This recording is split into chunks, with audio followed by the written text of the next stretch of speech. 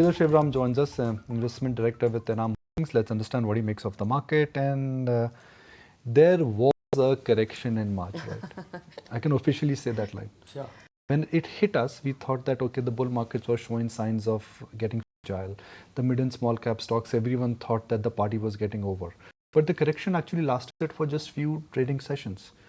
All-time high the Nifty, small cap index 1% from an all-time high, and I think the mid cap index today will make it there. Yeah, so I think once in a while we need those small corrections because it's a reality check. When you have a bull market like this, there are always excesses that gets built, especially in the small and mid. So I think these are very healthy corrections. Having said that, you look at the Nifty in the last 4 months, it's 3-4%. So it's not like really it's run away. And I would say that is also reflecting some bit of cautiousness on the results that we are going to see. I mean, the general feel that we get is discretionary consumption has been slow. Financials in general will have a bit muted quarter because RBI is trying to push on the CD ratios. Many of the private sector banks have CD ratios north of 100%. The only way you can bring down that is by reducing your loan growth. So we'll see some moderation in the profit growth in the fourth quarter, and I think that's what the market is reflecting in terms of little bit of nervousness in terms of the markets having done hardly much. I would say in the last month, 4% is where the Nifty is year to date. So between the last conversation and now it's almost been 3 months. Yes. When we spoke last, I'm just going to remind our viewers, you were bullish. You were bullish on banks. You were bullish. You were bearish on IT. You were bullish on defense, and you thought, and your view was that PSUs will remain leaders. Yeah. Has that view changed? No, not changed at all. Okay. It remains broadly the same. I don't long think banks avoid IT, long PSU, and you love defense. Yeah, so I can go on details, whichever one you want me to start. You can add more actually. Let's pick up on banks, because what you were saying was what you see on the screen is some underperformance or anticipate in terms of earnings. Yeah. But the stocks may be doing a different thing. So I think within banks, at least within our organization itself, we have different opinion between private and PSU. I'm sure. I still love PSU banks because I think that the valuations are very supportive. Their CD ratios are much. Who doesn't agree with you? Huh? Who is not agreeing with you? That chat is at a coffee. We go outside, but which is fair, right? I mean, different people manage and different That's people what have makes different market. views. Exactly. So that's my personal view that PSU banks will continue to do well. Having said that, private sector banks, after having underperformed for a while, now they're looking poised to move up. May not be immediately because they still have issues with the CD ratio as we discussed. But I think the base is getting set. Maybe in another 6 months, if the liquidity in the system improves, they stand to benefit the most because they have the highest CD ratio. And I don't think there is a debate on the credit quality of banks in general. Provision numbers are very good. Bank balance sheets looks good. And for whatever reason, the credit cost has been very moderate, even on the retail side. So I think that as a segment looks very well. They have their own challenges, which is why the banks have underperformed. But I think the base is set for them to move up from here. So as I said, PSU banks in general my favorite, but private sector banks come very close. What CD ratio, this whole template does not apply for PSU banks? Break it for our viewers. Yeah, so I think why did the CD ratio of private sector banks go up? I mean, that's what we have to look at because loan growth was very strong and deposit growth was not catching pace with that. So you then borrow from other than the normal deposits, and the unwritten rule is from RBI is around 80-85% is the fair number. They haven't given a clear number on that, but we know speaking to banks that 80-85 is a number where they are comfortable. Private sector banks had gone to 100%. I think there is phone calls which go to banks, highlight to them that you're crossing the threshold, the Lakshman Rekha, and you have to bring it down.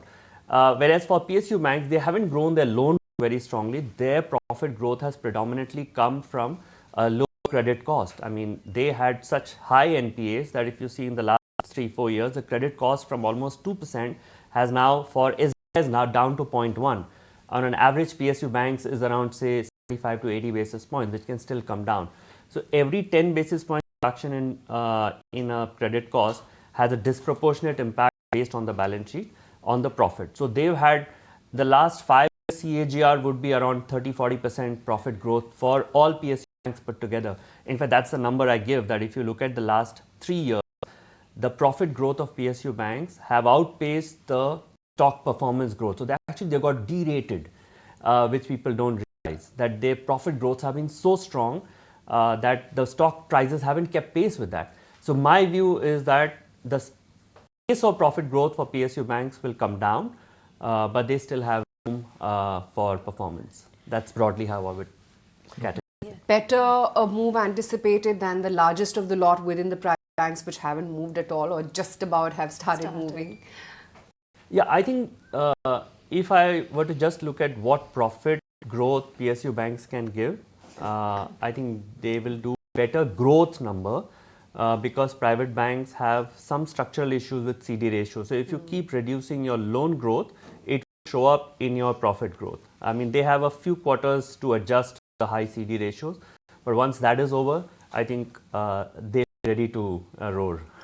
You know, just yesterday we were, just today we were celebrating the marker of 50K on the mid-cap index, and that has been playing catch up. And how? What's the view on how investors should approach the broader markets? I think broader market is very difficult to say. So you have the good, bad and ugly in the broader market. You have pockets where there is irrational exuberance and there are pockets where there's deep value.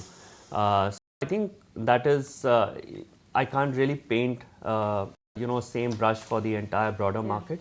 But I would say that large caps at this stage, they're looking far better in terms of valuation, in terms of earnings growth outlook. But having said that, I would want to share a number which RBI discloses every quarter. So they give out 2,800 companies profit growth number. They give all the details. This was for the third quarter number which was disclosed. So the 2,800 companies, excluding PSUs and financials, top line grew at 5%, bottom line grew at 48%. So that tells you why mid caps have done well, because this is a basket of 2,800 companies data released by RBI, and they release it every quarter. You should track it. I mean, it's a very interesting number. It gives you EBITDA growth, it gives you profit growth, and it is telling you how the broader companies are doing. And the EBITDA growth is strong, interest cost is coming down.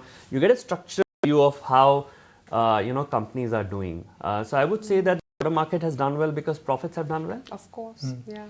And it's a very large pool as well, which is why I wanted to understand, while people are obsessing about defense, railways, that's a discovered story. Where do you see value in the table? You feel that, it's still under-owned? So I would say that whether it's under-owned or not is debatable, Sure. But power looks like an interesting space. I mean, if you look at India's power capacity, if you look at, let's take solar or say wind, the capacity is expected to double in 3 years, wind is expected to double in 4 years. Even on thermal, we're expected to add almost 60-70 gigawatts in the next 3-4 years. And the entire eco chain could benefit. We've underinvested in power, especially in thermal, if you see, over the last 3-4 years, and we could have shortage, because I speak to some of the experts. They say that this summer we are already hitting peak capacity in thermal as we speak, especially during the peak hours, and we are underinvested. So what will happen is the entire ecosystem will benefit. One will have to investigate which one does well. Sure. But I think if we are going to add so much capacity, it takes me back to 2003 to 2007 period when this entire ecosystem did very well. We could see a repeat of that. We could see irrational exuberance also in that.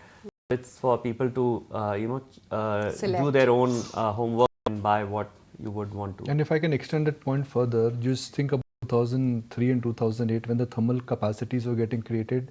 There were companies which are giving thermal capacity solutions, engineering companies, turbine companies. Now I think only 1 or 2 names are left who are actually genuinely making equipment for thermal powers. Yeah. So bet on not thermal power, not bet on generators, but bet on the nuts and the bolts. Yeah, so the nuts and bolts, it's also distribution. So it doesn't end there, right? So you need transformers, you need wires. So it's a whole ecosystem. I think there is a lot. And what you're saying is exactly the way we are thinking. That look at the entire ecosystem and we're going to see a boom in this segment. So since she asked for the segment where you could see a lot of activity.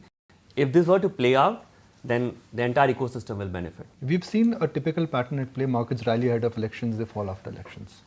Will 2024 be different? As I said, we haven't seen any rally in the last 4 months because we got the Even rally. December included. Yeah. So that's what I was saying. We got the rally after the state elections. Yeah. So I don't see any rally coming because I've been on the ground, for the last 1 month, various states, and I think it's probably a given. It's a question of what is the number. I mean, some say 370, 400. I'm not in that camp. I think 320 looks more a reasonable number, but even that is very good if you ask me. So it's broadly a given. So I don't see a rally. So I think maybe the rally comes post the first budget because people want to see what the template for the new government is. So we've seen Modi 01, Modi 02. Now, what is it that the market, what are they wanting to do in terms of reforms for the third term is how I would say. So I would expect a rally, proper rally to happen post July. It could be a rally, it could also be a shock, depend on what we get. So I'll construct a scenario purely based on near term. Let me construct 3 scenarios, election outcome. Clear majority, talking about 350 plus, major majority which is closer to 400, and thin majority which is like 300 plus. I'm not even using the word, I'm using 300 plus consciously. How do you see market reacting in all these instances?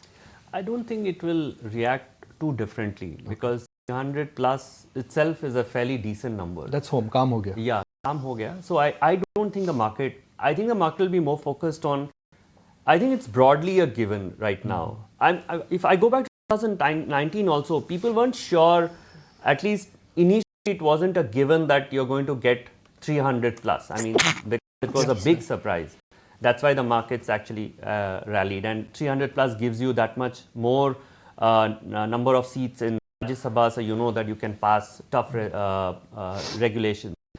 I think this time broadly it is given. I don't see the market. I think markets will be more focused on what is the new reform the government, can they push through agri reform, can they push through labor reforms, what sort of tax rationalization are we going to expect, privatization which has been a promise hasn't been delivered.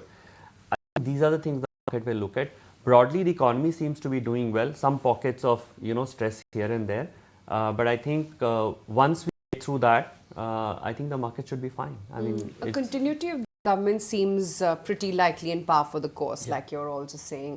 The count doesn't even matter now. I guess the next litmus test is going to be the next budget, right, from this government. What could derail the sentiment for capital markets? I think there's a big question mark on, there's something that they've been talking about. The previous finance secretary before leaving also highlighted this in one of his interviews, that they want to rationalize the definition of long-term capital asset. And that's clearly on the table. I don't think that has gone away, which is that different capital assets have different tenures. Equity has 1 year, real estate has 3 years, REIT has, I think, something totally different. And they have highlighted this in the past that they want to rationalize. When they rationalize, will everything come to 1 year or will everything go to 3 year? That's for anybody to guess. So I think tax rationalization is surely going to happen. And we've seen in the past that some tax rationalization happened. Markets initially were a bit jittery and then we digested it and moved on. I think that's what is going to happen. Whether it happens in July or whether it happens next February, it's only a question of timing. It's surely going to happen. Okay. Yeah, Aman, please. No, just in light of all this, the capex, the manufacturing theme, we're seeing all of the development, infrastructure development taking place. Is it already in the price or is there more to go? No, I think this is sure going to be a big theme for India. So we are quite bullish on this entire China +1. It's actually now going to Europe +1, especially on the vehicle space. EMS has a huge opportunity, but some of these stocks have rallied a lot, and these are not quarterly, companies where quarterly results will be very linear. You could have a lot of surprises. Look at what Apple's ambitions are. I mean, they want to do 100 billion of exports from India in the next 3-4 years. It just builds the entire ecosystem. There's not much of a listed play in Apple's ecosystem right now, but it is just the way the whole Make in India manufacturing theme is playing out. Today, the value add may not be, I mean, critics say that, the value add is not much. India is just doing an assembly job. But that's what happened to the two-wheeler or the auto industry also, if you go back 25 years back.